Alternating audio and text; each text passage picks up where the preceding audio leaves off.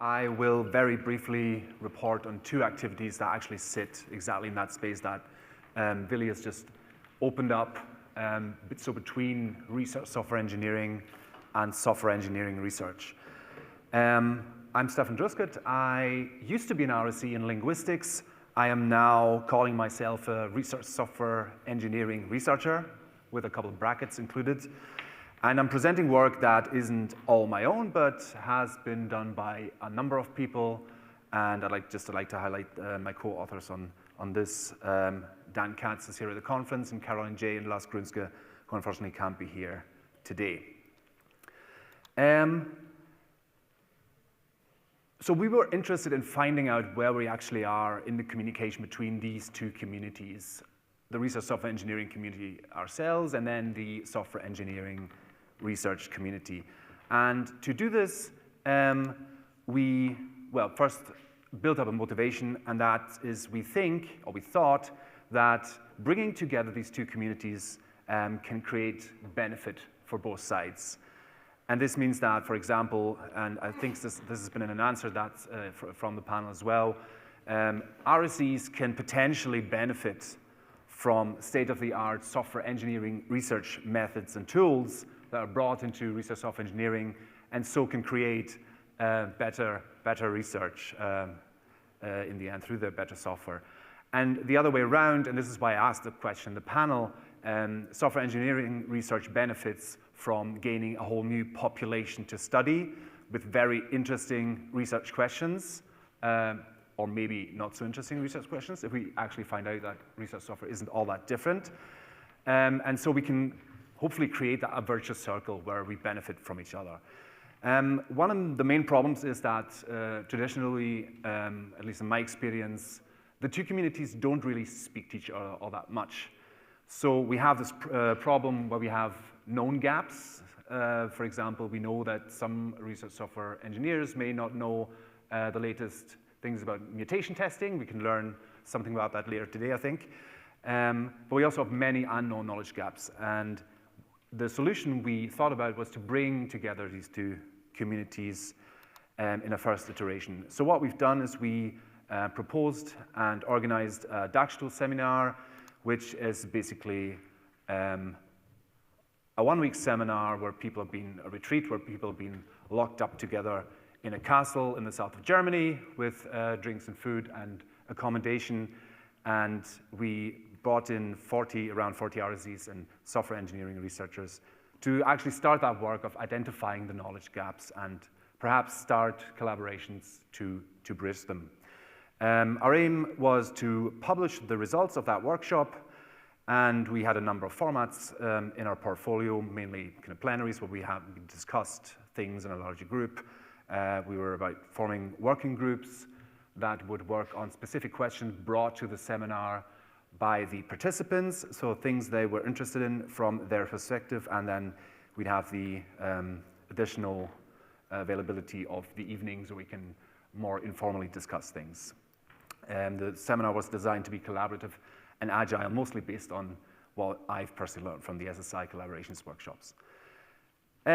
So yeah, we had a one-week seminar, and we initially ran into two main gaps that I personally hadn't thought about before. And one was the perception gap. We found out that the two communities don't actually know a lot of things about each other. And so we had to first kind of step back and clarify what the scope and the practice of research software engineering actually is, and vice versa, what software engineering researchers actually are interested in and do in their day jobs. And to do this, we facilitated two ad hoc Ask Us Anything sessions, and we were asked to do some ad hoc presentations of research software engineering projects and contexts. And another thing we thought about doing, and we've done both ways as well, is so-called myth-busting fishbowls, because we found that there are myths about the other community that we would like to discuss and to identify as myths or see if they're actually real things.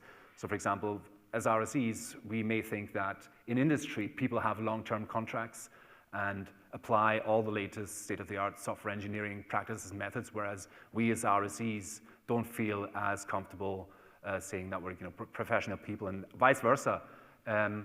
The software engineering research community didn't really know what research software engineering actually is, what we do, and that we are the professional software engineers in research. And the second issue we ran into was a lack of a common language. And so one of the working groups went and mapped tasks, it was doing a mapping task of mapping terms from the software engineering research community to RSE practice.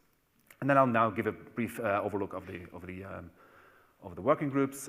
We had a working group working on trying to figure out what how the communities can work together in the future, and focusing on collaboration and building reciprocity so that we can actually benefit from this collaboration.